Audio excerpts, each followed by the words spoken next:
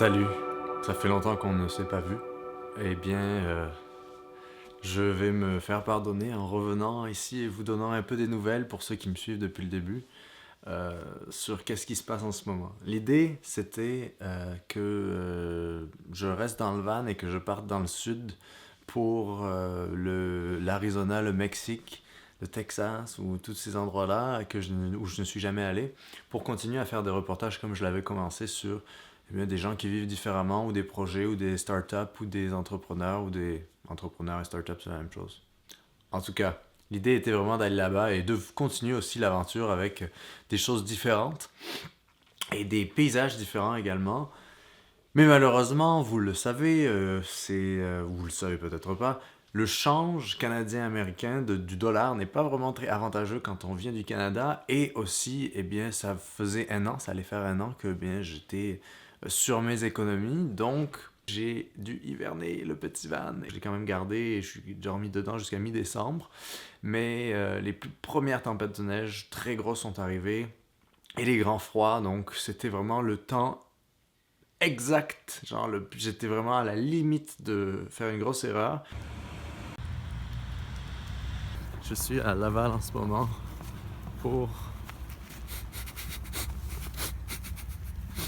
parce qu'il fallait entreposer malheureusement le petit van pour l'hiver.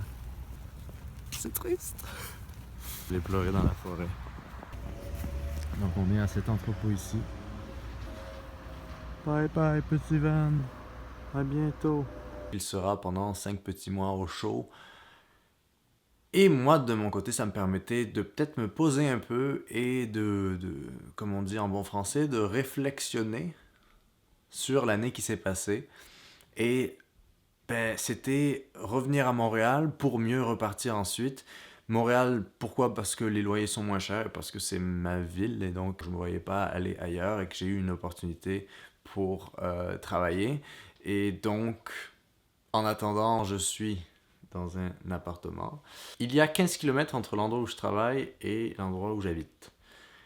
Et tous les jours de faire ça en transport, ça ne fait aucun sens parce que au final, on rentre chez soi et on va au travail et on rentre chez soi, on va au travail, on rentre chez soi, on va au travail et on a zéro activité, sachant que c'est l'hiver, qu'il n'y a que des bonnes raisons de ne rien faire. Et donc, une idée un peu folle mais apparue, marcher vers le travail. Donc en tout, ça va faire 30 km par jour, ce qui en soi n'est pas beaucoup quand si vous avez juste ça à faire, mais sachant que je dois aller à 8 heures au travail, il faudrait partir aux alentours de 5 heures du matin maximum. Et vous me connaissez, j'aime bien les petites missions, et donc cette mission, si vous l'acceptez, je pensais que ce serait une expérience assez enrichissante. On peut se demander le but. Le but là, c'est de rester en activité et se donner un petit peu d'aventure quand on est dans une période un peu plus stable. Je sais qu'en marchant, on a beaucoup d'idées qui viennent. En marchant, on a beaucoup de créativité qui est stimulée et de fraîcheur qui rentre. On relativise beaucoup les choses. Et moi qui suis dans une période d'un entre-deux en ce moment, que j'ai dû abandonner ma vie en van pendant un certain temps, eh bien, je pense que c'est ce dont j'ai besoin. Donc, je vous invite à suivre l'aventure. Ça commence quand? Ça commence maintenant.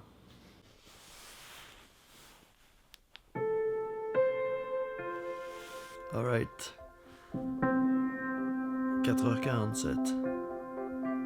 Oh, il faut se motiver là.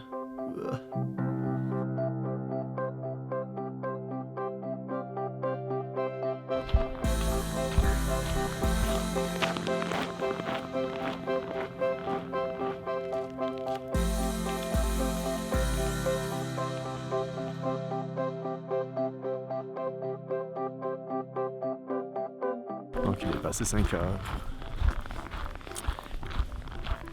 Et me voici sur la route. Il fait un petit moins 14, moins 20 ce matin, mais ça n'a pas l'air si froid. Et pendant 2h30, je sais pas ce que ça va donner. Donc on est sur Jean Talon. Et je sais pas combien de temps il me reste, mais je pense que c'est juste le début encore.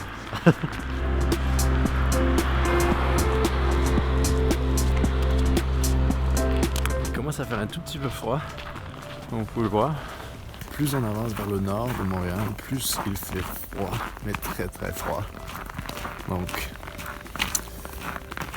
c'est l'hiver en même temps, c'est normal. On va bientôt passer le pont et le jour se lève. Allez, on continue.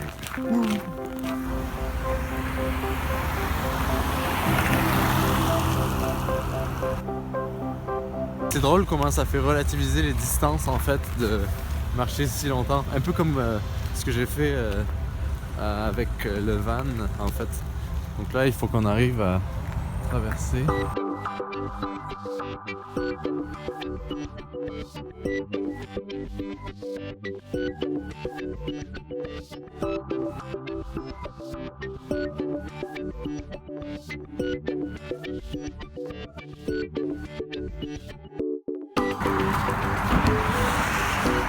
Wouhou!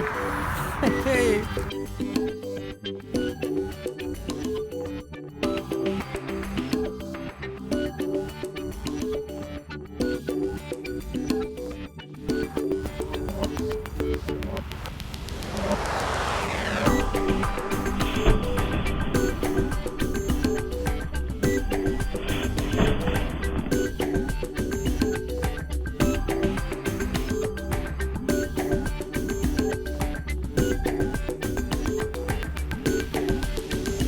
Soleil là, qui est en train de se lever.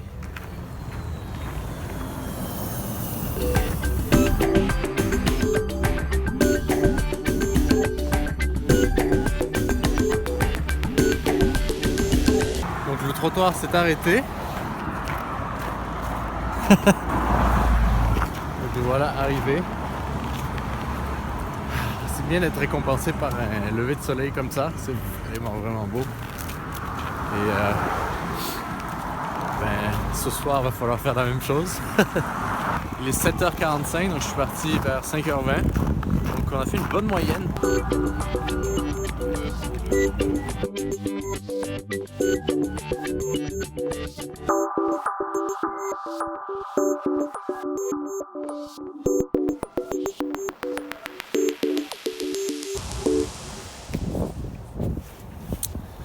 Donc voilà, à la fin de journée. Il est 4h45, donc ça va me faire arriver ce soir. Le soleil se couche, il fait extrêmement froid comme vous pouvez le voir à la couleur du ciel. J'espère qu'on va survivre. Ouh. Oh.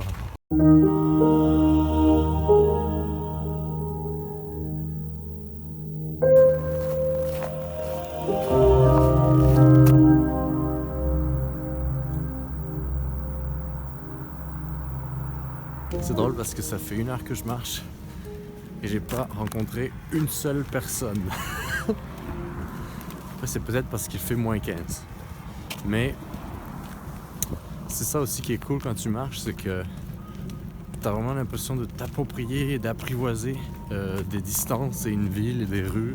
Et ça les rend beaucoup moins étrangères, je trouve. Après c'est peut-être moi qui suis fou, hein.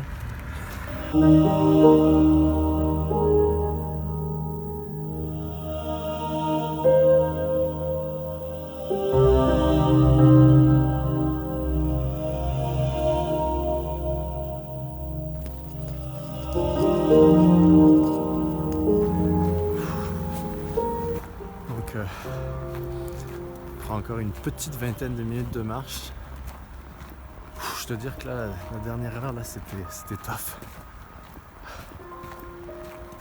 J'ai mangé mes 8 muffins, 2 litres d'eau. C'est physique, hein?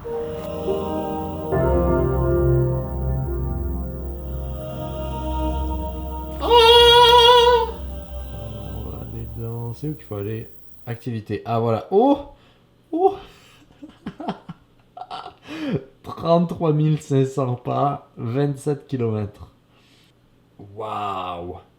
Et si on voit par jour, est-ce qu'on peut voir par jour? 0,9 km, 1400 pas. Et le jour d'avant, waouh!